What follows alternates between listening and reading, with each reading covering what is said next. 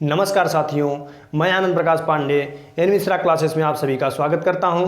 जैसा कि हम लोग अध्ययन कर रहे हैं बीएड फर्स्ट सेमेस्टर का प्रथम प्रश्न पत्र, जो कि हमारा है शिक्षा के दार्शनिक एवं समाजशास्त्री आधारगत परिप्रेक्ष्य। इसमें हम लोग धीरे धीरे बढ़ रहे हैं। उसमें हम लोग इसके पहले वाले वीडियो में अध्ययन किए थे कि भारतीय दार्शनिक के शैक्षिक विचार, भारतीय दार्शनिक के शैक्षिक विचार में हम लोग महात्मा गांधी के बारे में अध्ययन कर रहे हैं। और महात्मा गांधी के शैक्षिक विचार क्या हैं उसको हम लोग एक वीडियो के माध्यम से अध्ययन कर चुके हैं। आज हम लोग जो अध्ययन करेंगे वो महात्मा गांधी की बुनियादी शिक्षा की बुनियादी शिक्षा में हम लोग का बुनियादी महात्मा गांधी के अनुसार बुनियादी शिक्षा में इनके सिद्धांत क्या है, बुनियादी शिक्षा के उद्देश्य क्या हैं, बुनियादी शिक्षा क्या है, इसके बारे में हम लोग आज अध्ययन करेंगे। इससे पहले आप सभी लोग चैनल पर जितने भी नए हों वो चैनल को सब्सक्राइब कर लीजिए, बेल आइकन को दबाना बिल्कुल मत भूलिए, जिससे कि आगे आने वाली वीडियो आप लोगों तक तुरंत पहुंच जाए। और वीडियो को ज़्यादा से ज़्यादा शेयर कर दिया करिए, जिससे कि आप लोग तो लाभान्वित हो ही सकें, इसके साथ साथ आपके दोस्त मित्र भाई बहन जो को भी लोग भी हों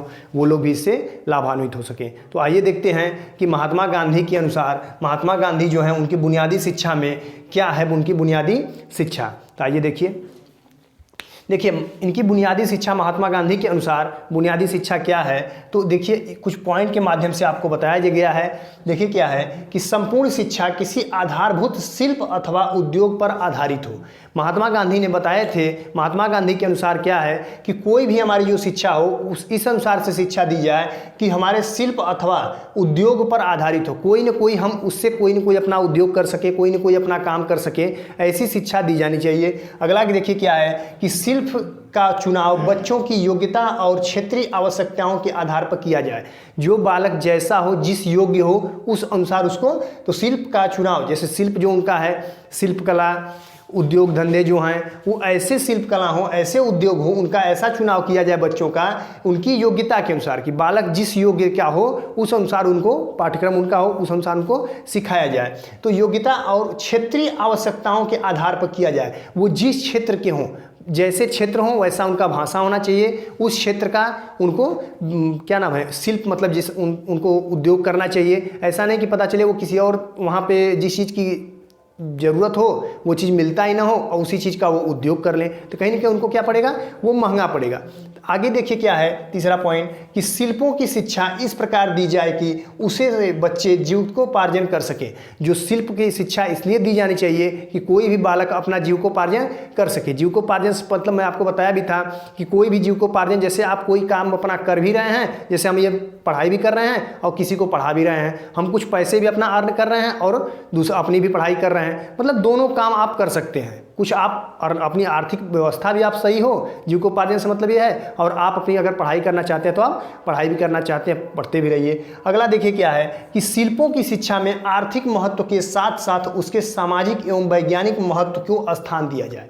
जो शिल्प की जो शिक्षा है, तो शिल्पों की शिक्षा में आर्थिक महत्व कि उसमें अर्थ, आपको अर्थ भी मिलता रहे, कुछ न कुछ धन की आपको आवश्यकता हो, आपको धन मिलता रहे, और उसके साथ साथ आर्थिक महत्व के साथ साथ उनके सामाजिक एवं वैज्ञानिक महत्व को भी स्थान दिया जाना चाहिए। ये महात्मा गांधी के क्या है, बुनियादी शिक्षा है। देखिए इसमें जो सिद्धांत हैं, इसमें सिद्धांत क्या क्या हैं, बेसिक शिक्षा के या बुनियादी शिक्षा के सिद्धांत। देखिए पहला सिद्धांत क्या है कि शिक्षा को अनिवार्य एवं निःशुल्क बनाने का सिद्धांत क्या है, शिक्षा को अनिवार्य एवं निःशुल्क बनाने का सिद्धांत। कहने का क्या मतलब है कि गांधी जी ये मानते थे कि गांधी जी शिक्षा को मनुष्य को, मतलब जो गांधी जी के अनुसार जो शिक्षा जो थी, तो वो शिक्षा को मनुष्य के जन्मसिद्ध अधिकार मानते थे। शिक्षा को क्या मानते थे गांधी जी कि ये हमारा जन्मसिद्ध अधिकार है, हमें जन्म से ही शिक्षा प्राप्त होने लगती है। उन्होंने स्पष्ट घोषणा से की थी, मतलब स्पष्ट घोषणा भी की थी कि बच्चों को शैक्षिक अधिकार से वंचित रखना, मतलब उनको वंचित नहीं रखना चाहिए।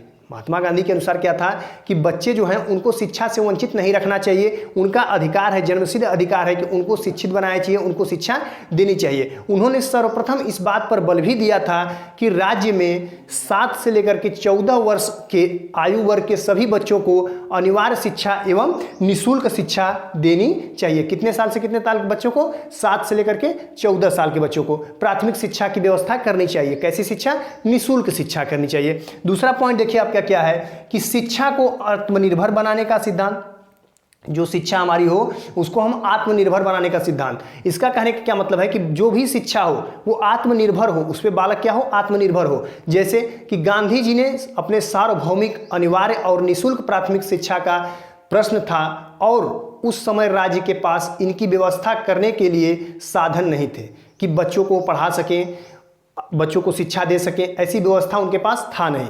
अतः उन समय स्कूलों में हस्तशिल्पों की शिक्षा अनिवार्य करने के लिए बल दिए। महात्मा गांधी ने क्या किए कि शिल्प शिक्षा, किस शिक्षा की बात की है, ये शिल्प शिक्षा। देखिए यहाँ पे है कि शिल्प शिक्षकों की शिक्षा का आर्थिक, तो उस समय इन्होंने शिल्प शिक्षा के व्यवस्था की। और शिल्प शिक्षा में व्यवस्था क्या किए कि जो भी बालक होंगे उन बालक को शिल्प शिक्षा जैसे कराएंगे, उनको हस्तकला जैसे सिखाएंगे, अपने ही आसपास की चीज़ों को करना सिखाएंगे, जहाँ वो रहेंगे वो कुछ ना कुछ वहीं से अपना जैसे क्या है, पहले होता था मिट्टी के खिलौने, तो वहीं से मटके उटके बनाने सीखे वो लोग, शिल्प कला वही सब आते हैं, उससे सीखे, उससे वो गांव-गांव में बेच करके आसपास लोगों को दे करके कुछ पैसे, उससे आर्थिक व्यवस्था उनकी मतलब सुधरी। तो कहीं ना कहीं जो हस्तशिल्प जो है, हस्तशिल्प कला को ज़्यादा बल देते थे। उसके बाद देखिए तीसरा क्या है, तो आत्मनिर्भर इसी से आदमी बनता है कि आप जिसकी हमको आवश्यकता है उसको हम आर्थिक स्थिति अपनी हम सुधार कर सके। तो उस समय जिस अनुसार से बालक, जो हमारी परिस्थिति थी जितनी खराब थी, उससे थोड़ा सा निकलने के लिए महात्मा गांधी ने हस्तशिल्प पे ज़्यादा जोर दिए थे। अगला तीसरा पॉइंट देखिए क्या है कि शिक्षा को जीवन से जोड़ने का सिद्धांत। जो हमारा शिक्षा है उसको जीवन से जोड़ने का सिद्धांत। तो शिक्षा को जीवन से जोड़ने का सिद्धांत, इसको कैसे हम जानेंगे, जैसे शिक्षा को बच्चों, जो शिक्षा है वो बच्चों को वास्तविक जीवन, उनके प्राकृतिक एवं सामाजिक पर्यावरण और घरेलू एवं क्षेत्रीय उद्योग धंधों पर आधारित कर सके, उनके वास्तविक जीवन से जोड़ने पर बल दिया।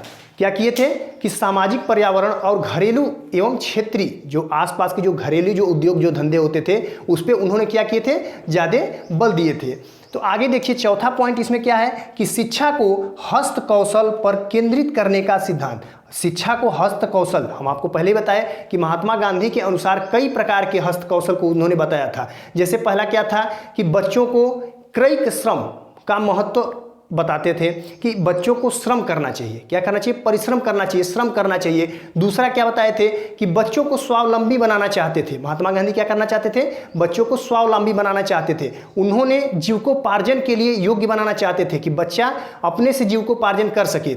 इसके बाद अगला क्या है कि बच्चों का सर्वोदय करना चाहते थे, उनका सब अपने से मतलब उदय हो, अपने से वो कुछ सीख सकें, अपने से कुछ करने का उनमें अंदर से जज्बा हो, ऐसा महात्मा गांधी बनाना चाहते थे बच्चों को। इसके आगे क्या है कि वो शिक्षा को गांव के जीवन, जो शिक्षा है उसको गांव के जीवन से जोड़ना चाहते थे कि जैसा गांव हो, जैसा हमारा समाज हो, उसमें क्या हमको काम मिल सके, उस जगह पे हम अपना क्या कार्य कर सकते हैं, हल्प शिल्प का कैसे विकास वहाँ पे वो कर सकते हैं, इस चीज़ पे वो अपना बच्चों को शिक्षा देने का प्रयास करना शुरू किए। अंतिम जो है शिक्षा, वो क्या बताए कि शिक्षा को आत्मनिर्भर बनाना चाहते थे। यहाँ पे है भी कि आत्मनिर्भर बनाने का सिद्धांत। तो बच्चों को, जो महात्मा गांधी के अनुसार जो है, जो बुनियादी जो शिक्षा है उसमें उन्होंने बताया कि बच्चों को आत्मनिर्भर बनाने का सिद्धांत होना चाहिए। इसके आगे देखिए हम लोग, या आपको हम लोग क्या पढ़े, बेसिक शिक्षा के सिद्धांत। आगे हम लोग क्या पढ़ेंगे कि बेसिक शिक्षा के उद्देश्य, जिसे पहला क्या है कि सर्वोदय समाज की स्थापना। सर्वोदय समाज की स्थापना क्या है कि मतलब बेसिक शिक्षा के उद्देश्य में सर्वोदय समाज की स्थापना पहला। इस सर्वोदय समाज की स्थापना से मतलब क्या है कि जो मतलब महात्मा गांधी के अनुसार, महात्मा गांधी जी क्या कहना चाहते थे अपने बेसिक शिक्षा, बुनियादी शिक्षा में, तो इसमें उद्देश्य इसमें सर्वोदय समाज की स्थापना। वे ऐसे समाज का निर्माण करना चाहते थे महात्मा गांधी जी जिसमें कि कोई भी मतलब व्यक्ति जो हो, कोई भी बालक हो, उसका शोषण ना हो। वो ऐसे समाज का स्थापना करना चाहते थे कि किसी भी व्यक्ति का शोषण ना हो, सभी व्यक्ति एक दूसरे से आपस में मिलजुल कर रहें, एक प्रेम व्यवहार की तरह रहें, मतलब प्रेम एक दूसरे से करें, एक दूसरे का सहयोग करें, एक दूसरे का उन्नति करें। मतलब कि जैसे मैं आपका सहयोग कर रहा हूँ, आप मेरा सहयोग करिए। मैं आपको बता रहा हूँ कि सिलेबस ये है, पढ़िए, आप भी अच्छा नंबर लाने का प्रयास कीजिए। मैं आपको सहयोग कर रहा हूँ, आप मुझे सहयोग कीजिए। तो उनका कहने का ही मतलब था महात्मा गांधी का कि हर एक व्यक्ति एक दूसरे का सहयोग करे, एक दूसरे को उन्नत बनाए, एक दूसरे के आपस में प्रेम व्यवहार रहे। ऐसा नहीं कि आपस में कलह रहे, आपस में लोग झगड़ा करते रहे, क्योंकि उस समय का जो समाज जो था इतना मतलब परेशान हो चुका था। अंग्रेजों का शासन उस समय धीरे धीरे आ रहा था। लोग अपने संस्कृति को भूल करके दूसरे संस्कृति में जाने का प्रयास करते थे, वो अंग्रेजों की सभ्यता को अपनाने का प्रयास करते थे। तो वही गांधी जी कह रहे हैं कि सर्वोदय समाज की स्थापना वो ऐसे समाज को स्थापित करना चाहते थे जिसमें कि हर एक व्यक्ति एक दूसरे से आपस में क्या करे, मिलजुल कर रहे, प्रेम व्यवहार से रहे। दूसरा पॉइंट देखिए क्या है कि सांस्कृतिक विकास। सांस्कृतिक विकास से क्या मतलब है कि महात्मा गांधी कहते थे कि प्राथमिक कक्षाओं से ही बच्चों के नैतिक गुणों का विकास करने पर जोर दिया जाए। महात्मा गांधी जी का कहना था कि जो बालक है उसको प्राथमिक शिक्षा जो हमारी होती है वहीं से उस बालक को नैतिक गुणों का विकास करने के लिए नैतिक गुणों पर जोर दिया जाए। नैतिक गुणों से क्या मतलब है कि जो बालक है वो बड़ों का सम्मान करे, अपनी जो संस्कृति है, अपनी जो सभ्यताएं हैं उसको वो आदर करे। जैसे मान लीजिए कि अगर छोटा बच्चा है तो अपने माता पिता का पैर छुए, स्कूल में जाए, गुरुजन को सम्मान करे, गुरुजनों का पैर छुए, मतलब। और लेकिन उस समय का जो समाज जो हो गया था वो धीरे धीरे अंग्रेज शासन धीरे धीरे करने लगे थे, तो वो लोग अपनी सभ्यता भूल रहे थे, अपनी संस्कृति को भूल रहे थे, अंग्रेजों के तरफ अपनी, जैसे कहने का मतलब ये है कि वो अंग्रेजी भाषा बोलने का प्रयास करने लगे थे। धीरे धीरे वो सीखने का प्रयास करते थे, जैसे अंग्रेजी रहते थे उस तरह से धीरे धीरे अपने आप को ढलने का प्रयास करते थे।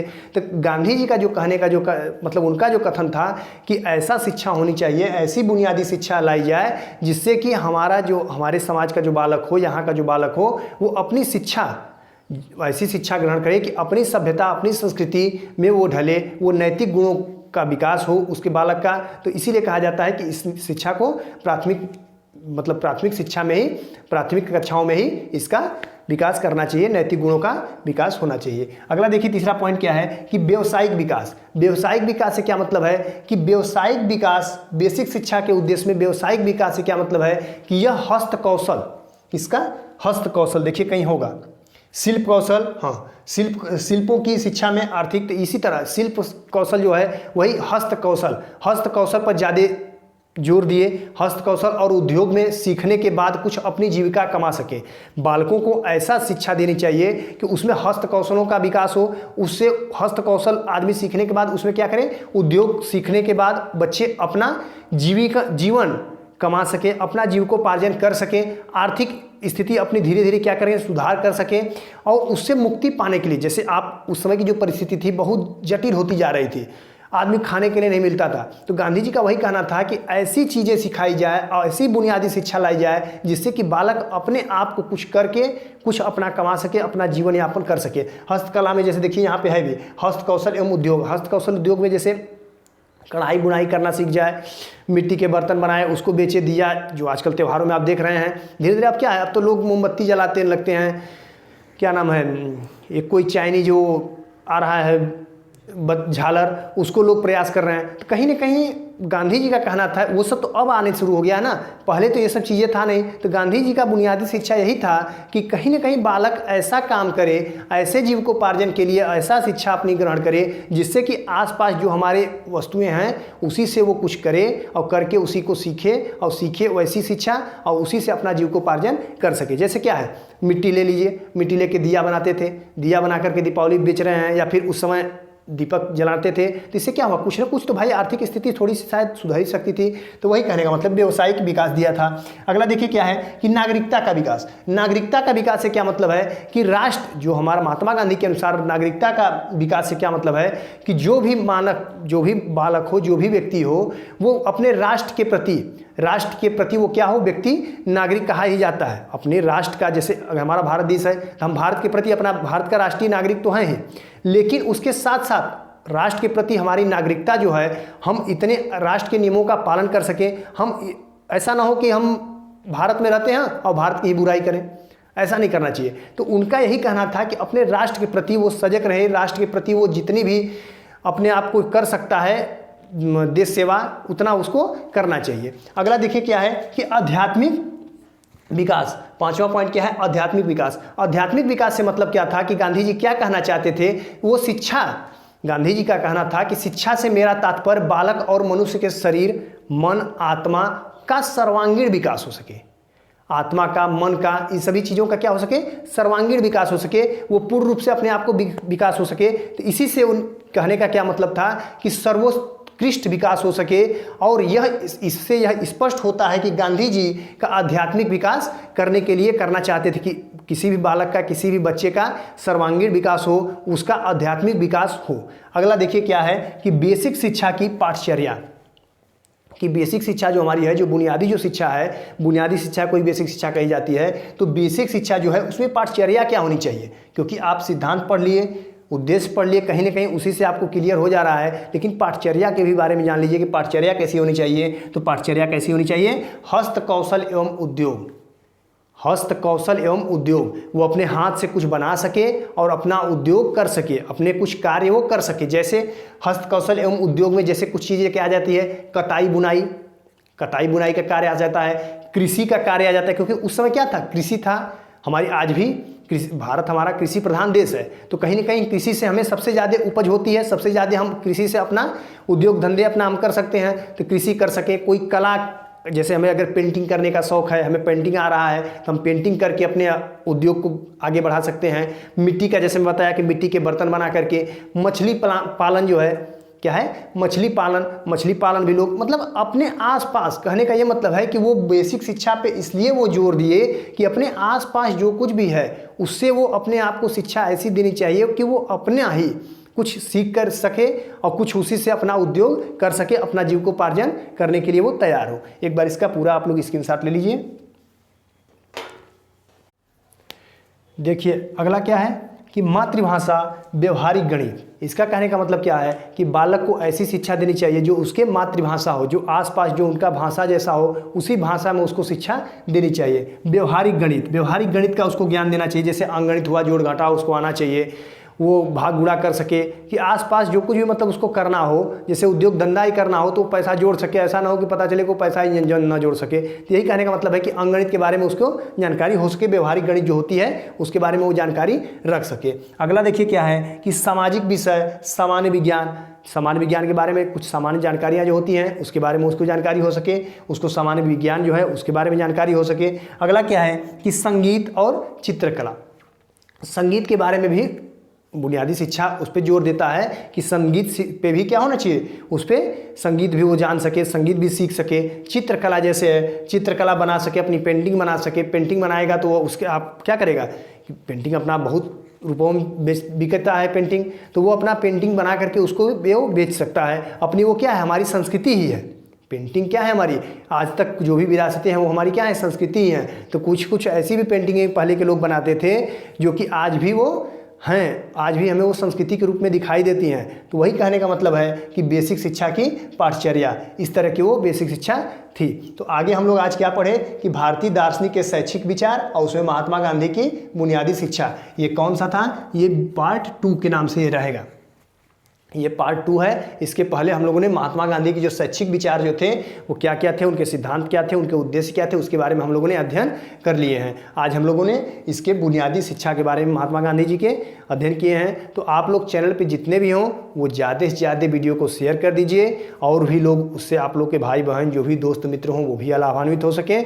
और सब्सक्राइब करना बिल्कुल मत भूलिएगा चैनल को, जिससे कि वीडियो आए तो तुरंत आपके पास पहुंच जाए, नोटिफिकेशन ऑन कर लीजिए। इसी के साथ धन्यवाद।